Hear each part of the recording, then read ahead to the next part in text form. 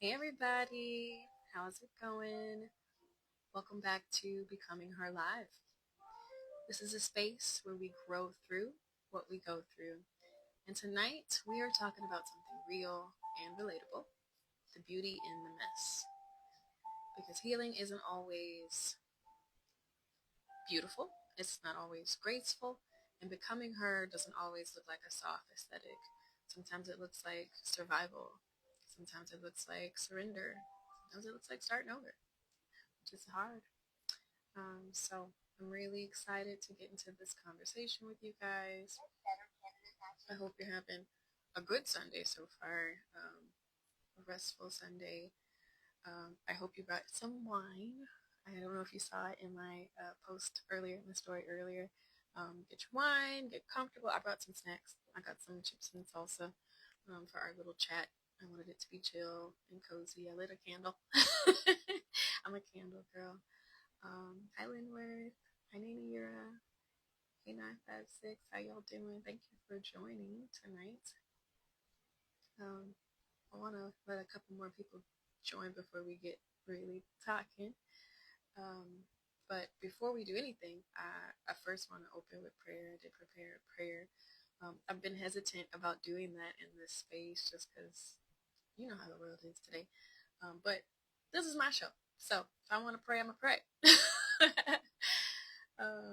So, Lord, we come to you thanking you for this space and this time. We want to thank you for the people who have joined, whether they're in a season of healing or if they just like, having conversations with other people. Thank you for letting us use social media for what it should be used for, which is building community and healing and growing together, Lord. I ask that you open everyone's hearts to see what purpose it was for them to join this conversation today, see what they can get out of it. And if they don't get anything out of it, Lord, thank you, just for the time of fellowship, God.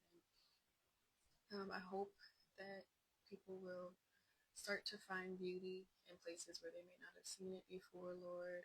I ask that you sort of reveal the plan that you have for them if they are going through a tough time. Let them know, hey, it's not a no, it's a not right now, and let them know why not right now. What do they need to work on? What do they need to improve to get to the okay, it's time, God. So I ask that you enter this space with us so that we can get through this season of transition and healing, Lord. We ask these things in Jesus' name. Amen. So thank you guys praying with me. And, you know, if you're not into prayer, hopefully I haven't offended you, but stick around, you know. Amen. So let's go ahead and get into it. Let's get right into it. So today, like I said, we're talking about finding beauty in the chaos. Life doesn't always give us perfect chapters. Sometimes your becoming season is loud and uncertain and painful and confusing, but still purposeful. Okay, because I definitely believe nothing is a coincidence. I think God is either trying to show you a lesson or, set you up for your next blessing. So the mess is just proof that God is rearranging things for your good, always for your good. So I've had a couple of seasons like this actually. I'll start with the most recent because it's about sharing. And I do want y'all to participate. So let me know in the chat if you are either in a season right now where life looked like nothing was like you planned, or if you've been in a season previously where, nothing's looking like you planned and you're like, what do I do now? So if you've been in this space, go ahead and drop an emoji in the chat. I'd love to know who's right here with me on this journey.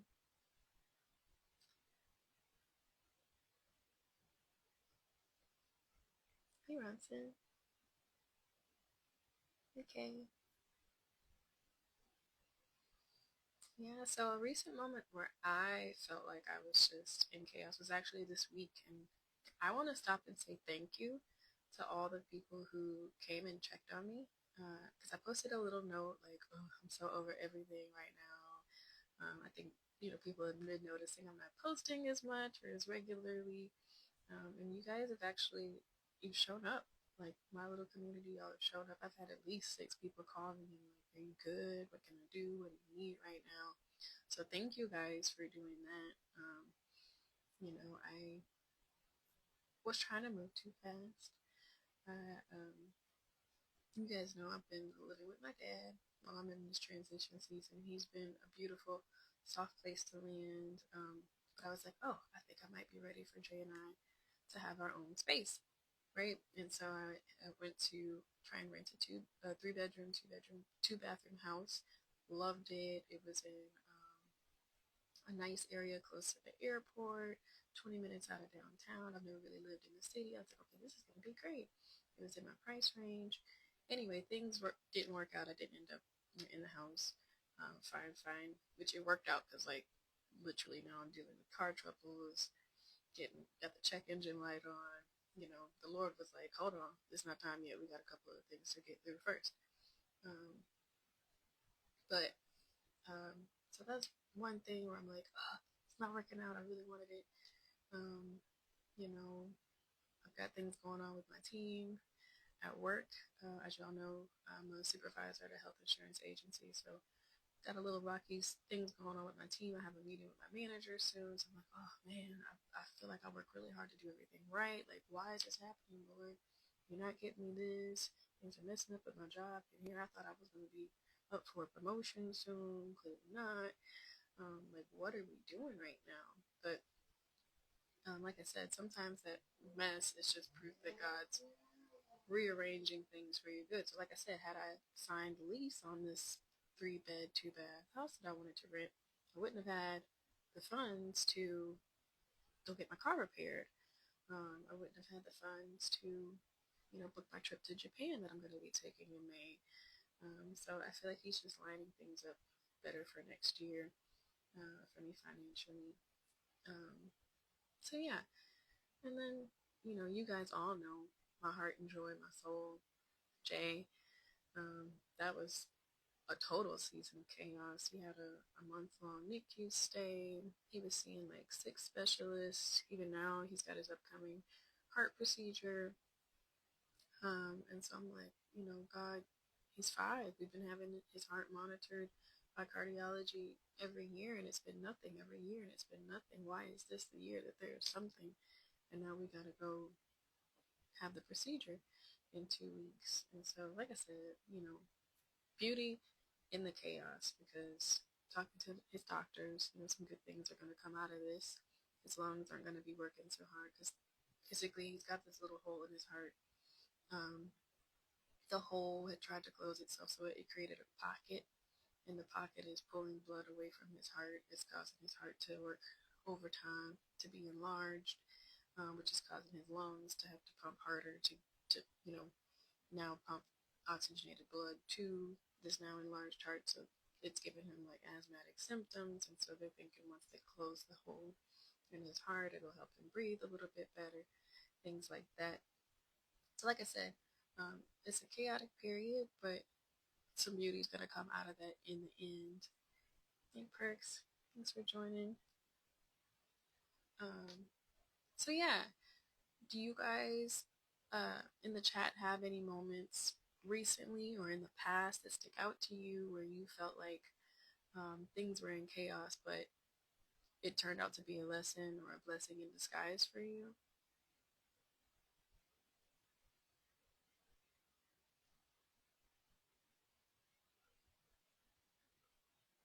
Exactly. Mm-hmm. Well, yeah, I mean, like I said, these moments, they reveal growth, they reveal clarity. Hi, Marva. Thanks for joining. Um, for those of you just coming on, hi, Angela. We are chatting about beauty in the chaos. And I was asking if anybody has had any moments where you felt like your life is a little out of control, things aren't going as you're planning, but you found that there was a lesson that came out of it, or like a career shift, or um, a deeper blessing that came from that time that didn't go as planned. Hey, Miss Melba, thanks for coming on.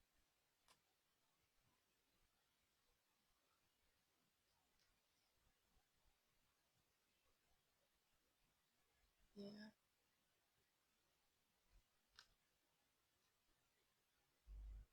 Yeah, so in these times where, like I said, I feel like I am having chaos and I don't know why God is having me go through these things, I think it's really important too to look at your community, look at your support system. Like I said a little bit ago, I posted in my notes that I'm over today, I'm not having a great day, and all these lovely people started checking on me.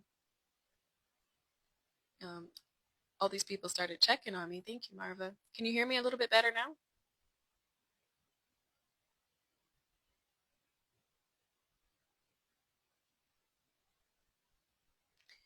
And I think it's important to check in and see, you know, I feel like everybody has a support system. You just may not recognize it. Um, so like I said, when I posted that, I had like 6 people come and check on me, which I never would have guessed. It was people that I don't talk to every day. I don't see them every day, and usually I'm very like out of sight, out of mind. No offense to people that I don't see, but usually if I don't see you, I am not checking on you regularly. I'm not expecting you to be checking on me. So you never know who is rooting for you, who is watching you, who is supporting you. So I would say be vocal, ask for help, let people know what's going on. People can't help you if they don't know that you need help. So I really, like I said, this was a major part of me wanting to do this Becoming Her Live show because I want us all to have a support system, especially people who are in a season like me where you're healing. Um, and, you know, trying to be better. Marva's got an excellent question. How would you know if a person is genuinely checking on you for good intentions? Um, for me, I feel like you can tell depending on one, the questions that they're asking when they check on you, and two, the actions that they take. If you do decide to be transparent with them, if they're doing it for malicious or like personal advancement, they really don't care how you're doing. They're just trying to be in your business. They're trying to be nosy. They're trying to see how they can use that information for personal gain. I feel like it's usually revealed in some way or another. Like, for example, um, I've had people where I'm like, oh my gosh, I'm so excited. I'm gonna go on this trip. I'm gonna go on this trip, and I'm looking for people to go with me. Obviously, because if someone goes with me, it's cheaper. Um, and you know, well, oh, I can't pay this, I can't do that. They start making excuses. Their actions don't match their words. They're not trying to make things easier for you. They end up making it more difficult. Or like, oh, hi Sam, hi Jordan. Thanks you guys for tuning in. Right now, Marva asked a really good question. She asked, "How would you know if a person is genuinely checking on you for good intentions?" And I was responding, I think you can tell by how they're asking when they're checking on you and the actions that they take from it. Like, I feel like if they're not offering either a solution to help you, they're not offering prayer, they're not offering um, direction. So, like, there's so many situations where I'm like, I can't help you, but here's a person that might be able to help you. I can't help you, but here's a website you might be able to go to. I can't help you, but you know, I'm sending you a virtual hug. Like sometimes you literally can't do anything. Like I had somebody reach out to me this morning, someone who's special to me. I wish I could help with financial things, and I'm like, I don't have it. If I had it to give you, I would give it to you, but I can't give it to you. I wasn't able to help, but I'm like, but we can make a game plan so that when the opportunity presents again, we're ready. Somebody that has truly got your best intentions at heart, they're either going to offer to pray for you, connect you, or help you. But if they're not doing any of those things, I feel like you got one time to show me ill intention, and I'm not going to ask you for help again because I see where you are. You're just being nosy. You're just trying to see me stuck between a rock and a hard place for your own entertainment, you know? And we don't need those people. We don't want those people around us. We want people that want to see us win. Um, What about you guys? How do you guys recognize when people have good intentions or if they're just trying to be in your business?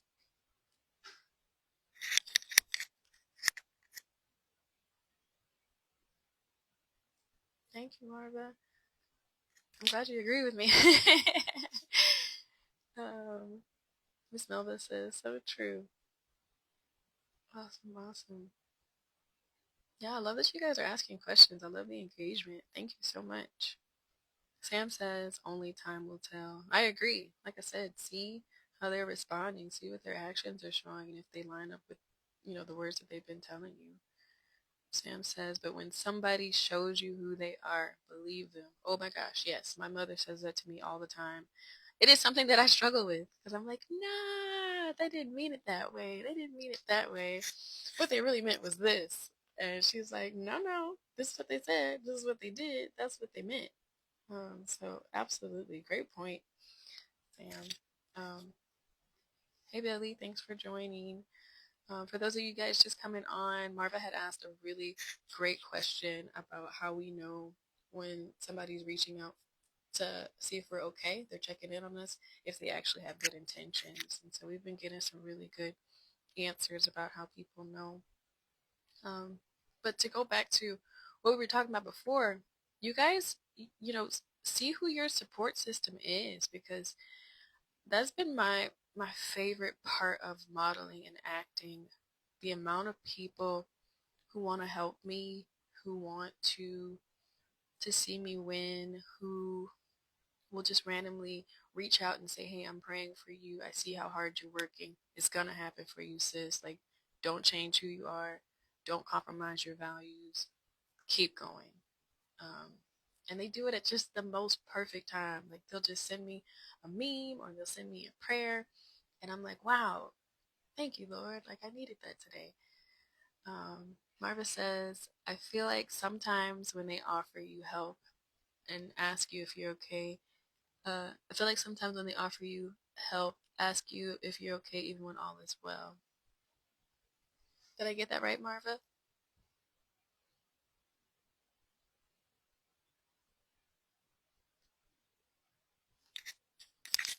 Hey, Lee Wavy, thank you for joining.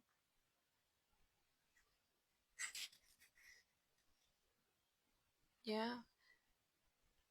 To piggyback off of that too, sometimes when people check on me, I have also found that they might also need checking on too. Like they're checking on me, but they also want you to say, hey, are you okay? And then it gives them an opportunity as well to maybe vent a little bit, express some things that they've been holding on to, but they didn't want to just jump into it.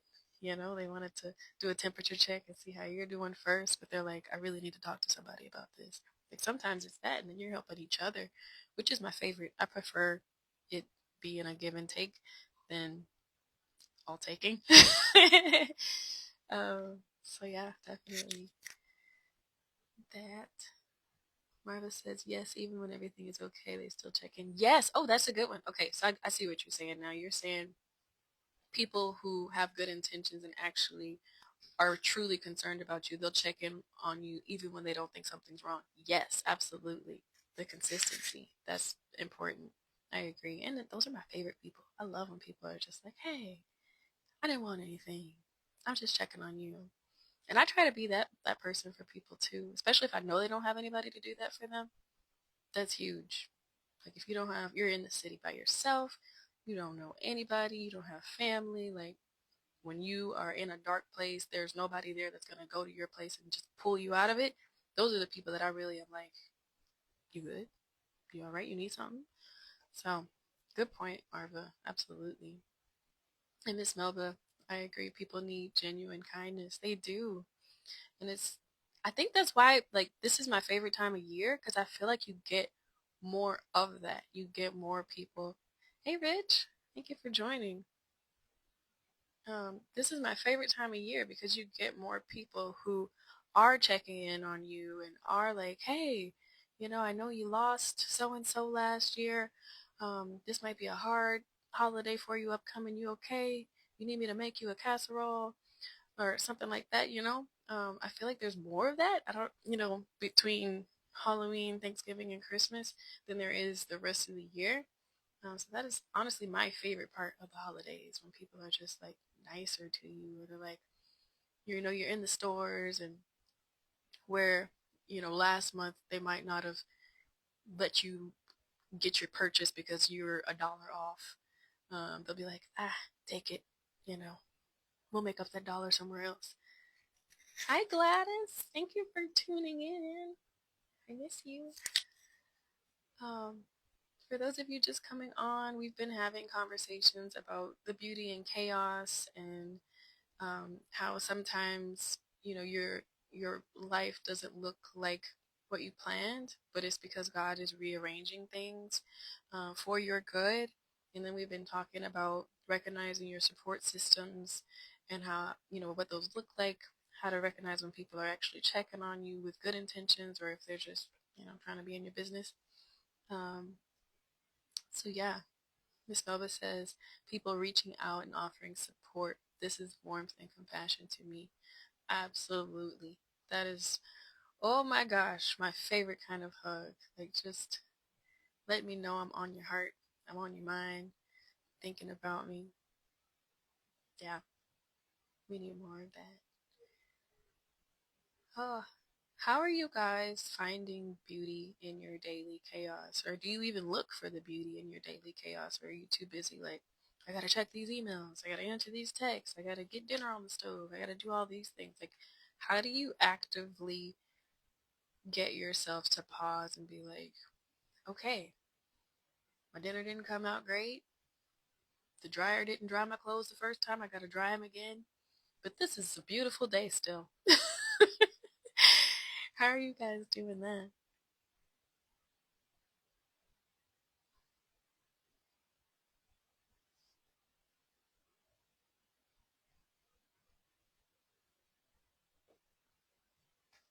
And I hope you're enjoying your wine. I'm having a Riesling.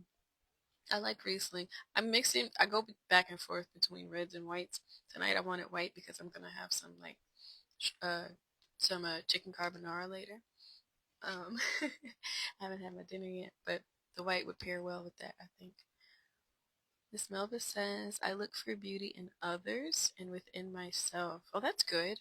That's a really good way, just on the daily, to be like, what person blessed me today because of their smile, or, a comment that they made at work, or um, a recommendation for a show that I really love now. Like, what, what beautiful thing can you find in your daily chaos? Um, I look for beauty in others and within myself. I love that. I've been doing more of that. I don't do enough of that, but I've been trying to do more of that. Like, I was talking to my friend the other day. He has a daughter.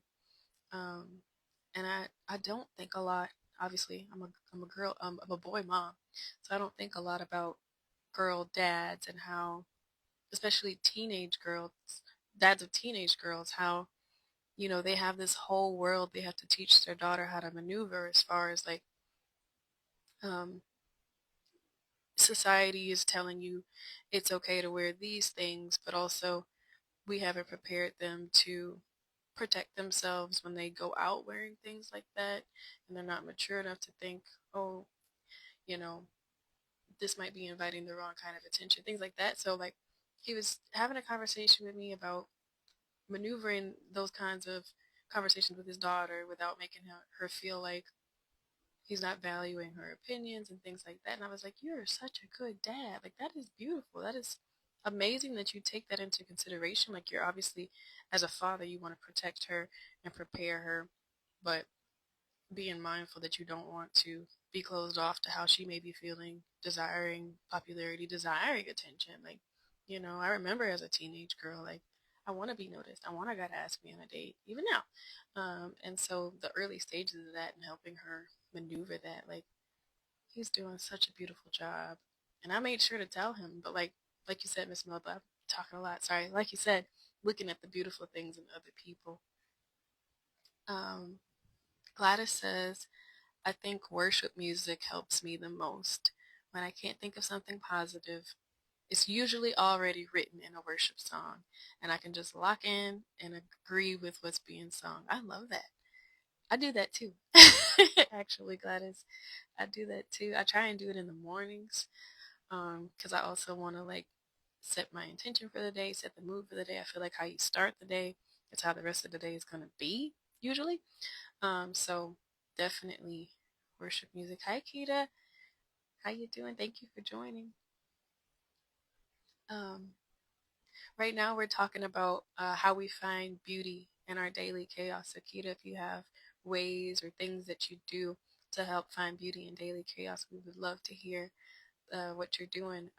Right now, we've got looking for beauty in yourselves and others. We've got listening to worship music.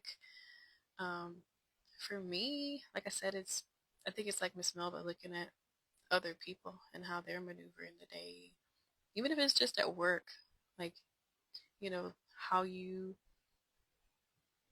phrased your email to this person who's frustrated about not being able to get a medication or having to reschedule their surgery, like, not adding fuel to the fire. Like, did you soften that? I think those kinds of things are beautiful when you can make somebody's day just a little bit better in that way. Um,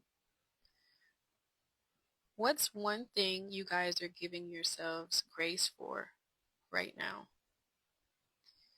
For me, one thing I'm giving myself grace on right now is um,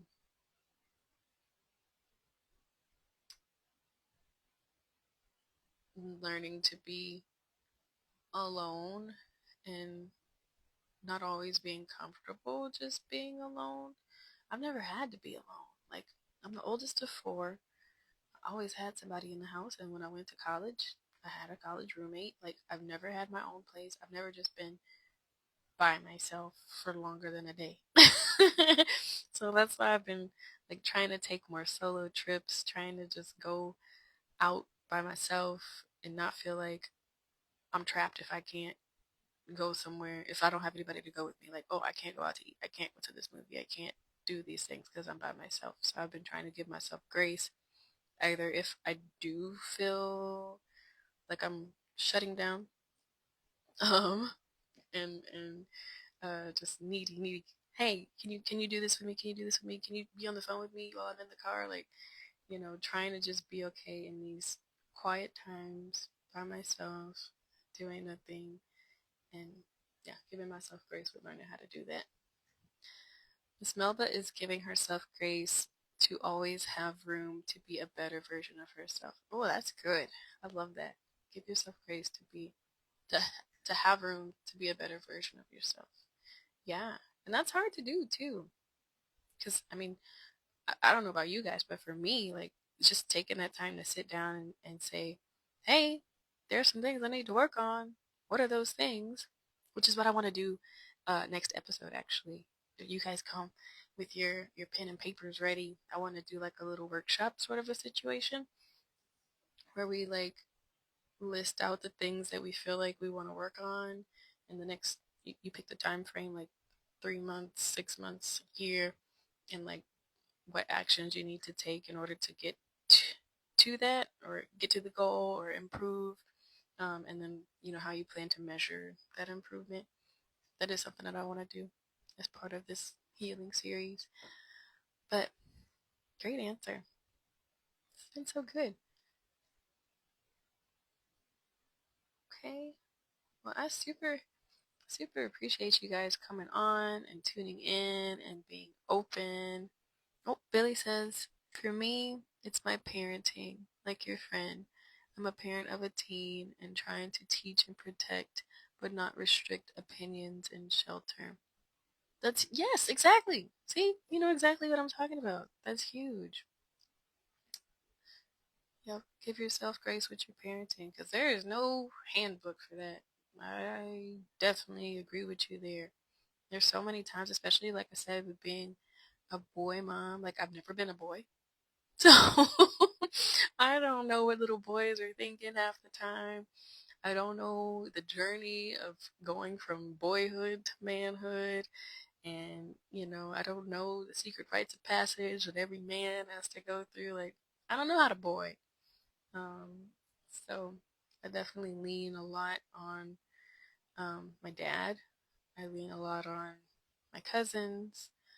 I lean a lot on, um, I try and get him some male figures. Torian, I know you're not out there watching, but we went to, so Torian's my cousin whose party we went to yesterday with his son Kari. So I'm trying to get them linked up more often. But definitely, definitely give yourself grace with parenting. Gladys says, currently extending grace towards myself with my singleness. Like, I know there's more I could do and I plan to, but in the meantime, there's a lot I'm learning and appreciating in this season. Ooh, yes, ma'am. You are preaching. You are preaching. Hey, Natasha. Welcome on. Right now, we are all in the comments discussing what's one thing you're giving yourself grace on right now. So if you want to join the discussion, definitely pop in the chat. But Gladys, I agree with you. Like, giving yourself grace with being single. Like, I mean, we're on the same journey. I'm like, my alone time, trying not to make it a whole big thing, um, and just enjoy this time because there will be a time when I'm not single and I'm not alone. But making the most of this time right now and giving myself grace with that. Billy says, co-parenting, understanding that I am not responsible for everyone's happiness at the sacrifice of my own uncomfortableness. Oh, yeah, that's huge. Co-parenting. Yes, give yourself grace with that. Even more so than not having a a manual for parenting. That's a whole other book series for co-parenting. I'm learning to do that myself. And you're right. You want to, I think you're even more sensitive to, you know, how is my child feeling? How is the other co-parent feeling? Like, what can I be doing more of? What can I be doing less of? How are we managing these communications? Are we setting good examples for the child? Like, things like that. So it's hard. Yes. Great thing to give yourself grace with. And if you guys have advice, definitely send that my way, please. Hi, cousin. And thank you, Natasha. Natasha said I look lovely. Thank you. Um, yeah, you guys, you're so awesome. I really appreciate y'all chatting and engaging with me today. I think I've got one more question, and you guys may not have answers to it. Um, do you have any personal grounding rituals? Like, do y'all journal? Are you praying multiple times a day? Do you wake up in the morning and do affirmations religiously? Like, what are y'all doing to stay grounded and just taking that moment of gratitude every day?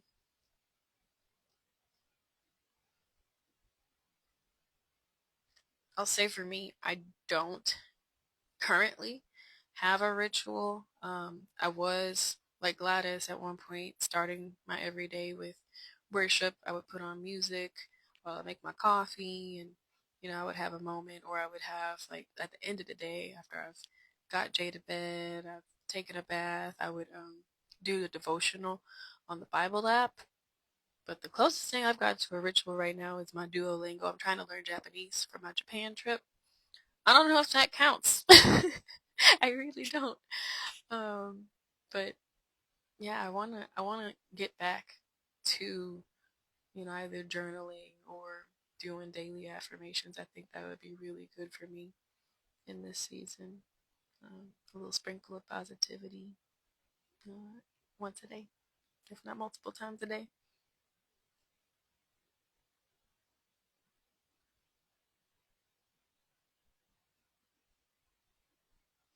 I'm gonna take a sip. I don't know if y'all are sipping. Like I said, I'm enjoying this Riesling.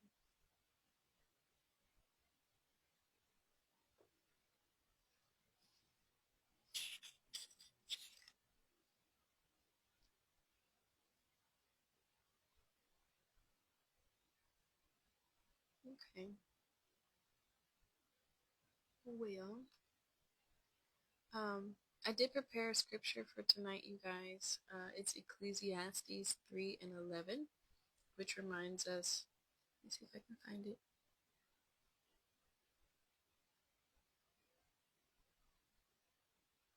He has made everything beautiful in its time.